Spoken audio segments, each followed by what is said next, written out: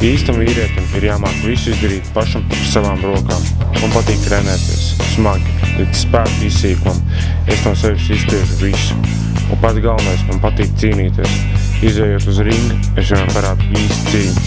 Nevienu soli atpakaļ, visu laiku tikai uz priekšu. Es visu sevi atdodu cīņas laikā. Es zinu, ka vajag vinēt, jo uz mani skatās mana tauta, mana valsts. Es pārstāvu Latviju, un tas nozīmē, ka man vajag uzvarēt.